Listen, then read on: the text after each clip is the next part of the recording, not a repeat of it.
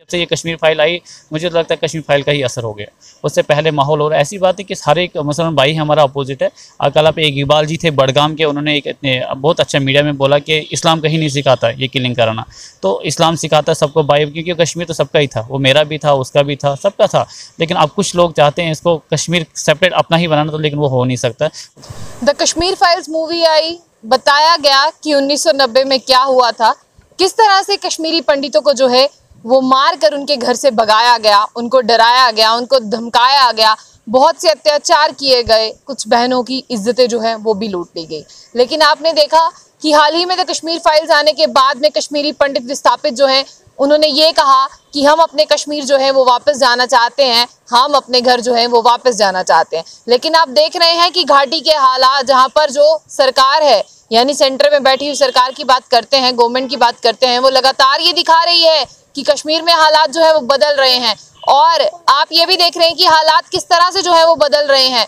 और आपने ये देखा कि चुन की अगर बात की जाए, कश्मीरी हिंदू पंडितों की जो है हत्याएं की जा रही हैं। और आपने देखा कि अगर ठीक मैं 1-2 दिन पहले की बात करूं, राहुल भट्ट की जो है वो दहशतगर्दों द्वारा जो है वो हत्या कर दी गई। तो अभी हमारे साथ एक कश्मीरी पंडित ही हैं, वीर जी काचरू, हम इनसे जानना चाहेंगे क्या कश्मीर के हालात बदल गए हैं, क्या ये वापस जाना चाहेंगे? काचरू साहब, आप वापस जाना चाहेंगे? जी, मैं बताना चाहूँगा, अगर ऐसी घर वापसी चाहिए तो ऐसी घर वापसी मैं भी नहीं चाहूँगा।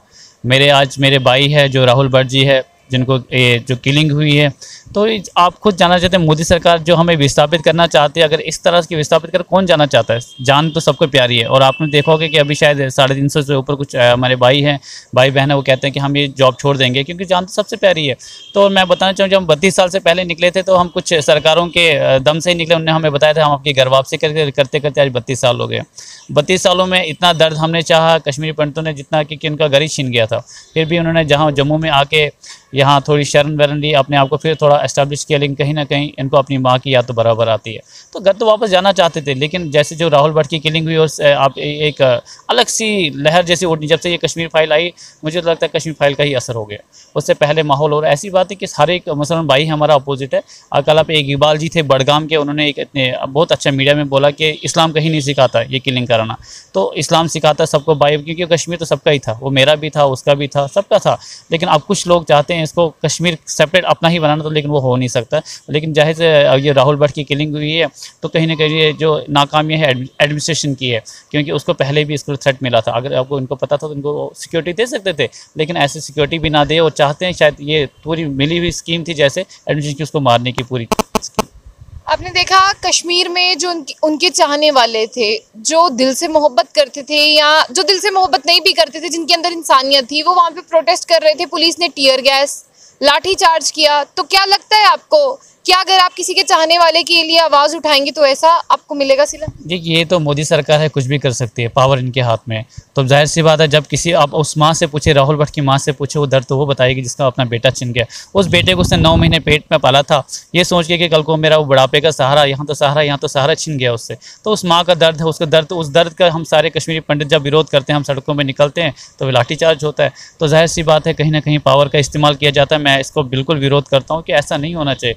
अगर हमारी डेमोक्रेसी हर किसी को, हाँ कश्मीरी पंडित तो इस डेमोक्रेसी का एक अहम अंग है। जो हम वोट कास्ट करते हैं तो हमारे भी तो वोटर कार्ड है। आज भी मैंने आपको पहले ही बताया था, हमारे कागजातों पे आज भी कश्मीर का एड्रेस लिखा है। हमने तो घर वापसी करनी है, लेकिन कश्मीर, अगर हम मोदी सरकार की इस मुहिम से जब 370 हटा था, हमने सोचा था अब तो पक्का कश्मीरी पंडित की घर वापसी होगी।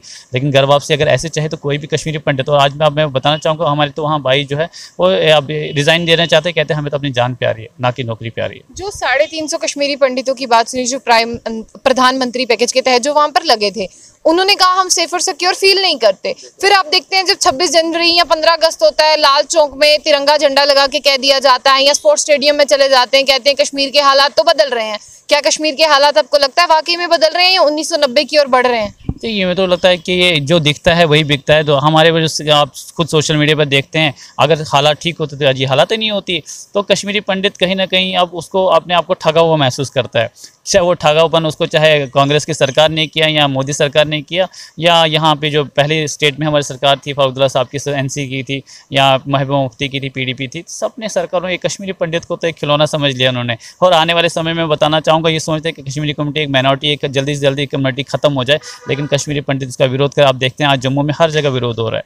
आज हमने प्रेस क्लब में हर एक छोटा सा सवाल है मेरा, बस मैं आपसे ये पूछना चाहूंगी कि भाजपा जो है कहती है कि पीडीपी और एनसी ने जो कश्मीर के ऐसे हालात बनाए हैं, और वो कहती है कि पाकिस्तान आए हैं, आपको लगता है इतना सफिशिएंट है? नहीं, इससे क्या होगा, ये तो दर्द है जिसने, देखो ना, मैंने आपको बताया कल के एक बड़गाम जी हमारे है, एक जो है हमारे साथ, तो उनने वहाँ पे बड़ा कि इस्लाम ऐसा नहीं सिखाता है। वो पूरा दिन उनके हमारे कश्मीर पंडित भाइयों से वहाँ स्टेशन में बैठे रहे।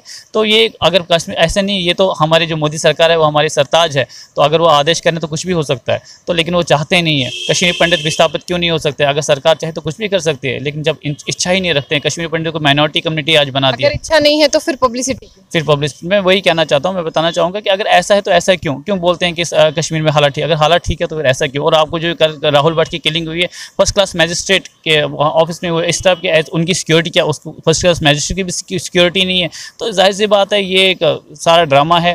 कश्मीर फाइल को लाना एक ड्रामा था कि कश्मीरी पंडित को हम वापस खींचेंगे, लेकिन कश्मीरी पंडित आज खुद ही आहत है। क्यों? आपने कल मुट्ठी में भी देखा होगा कि वहाँ तो बीजेपी के हाई हाई के नारे लगे। जाहिर सी बात है हर कोई आक्रोश में है। और वहाँ पे तो एक पंडित भाई ने, मेरे भाई ने भी बोला कि अगर आप जल्दी इसको आप सोल्यूशन नहीं कर पाएंगे तो हम लोग भी गन उठाएंगे, हम भी चलेंगे, हमारा मुकाबला फिर आप नहीं कर पाओगे। अभी भी वक्त है आप में, लेकिन सरकार मुझे नहीं लगता, कुछ नाकामियाँ हैं और हमने अपना बाइक खोला, बस इसी का दुख है।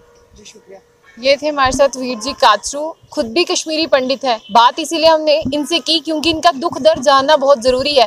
द कश्मीर फाइल्स ने क्या मरहम लगाए हैं इनके जख्मों पर, वो भी आपने सुना। और जिस तरह से राहुल भट्ट की जो है वो हत्या कर दी गई, आपने देखा दहशतगर्दों ने। सिर्फ ये एक राहुल भट्ट नहीं है, इससे ना जाने पहले कितने, जिस तरह से बात कहें, कश्मीरी पंडितों ने जो है अपनी जान गंवा दी है वहाँ पर। लेकिन सरकार के दावे जो हैं उनकी पोल खुलती हुई नजर आ रही है, क्योंकि सरकार ये कहती है कश्मीर के हालात नॉर्मल है, नॉर्मल सी है, चुनाव होंगे। ना तो अभी तक चुनाव हो रहे हैं, ना चुनावों का बिगुल बज रहा है। लगातार जो चुनाव है वो सिर्फ डिले हो रहे हैं। आपकी क्या राय है उसे जरूर साझा कीजिए। तो ऐसी और भी अपडेट्स के लिए देखते रहिए जंग बुलेटिन न्यूज़। आशिया खान के साथ, अल्लाह हाफिज़।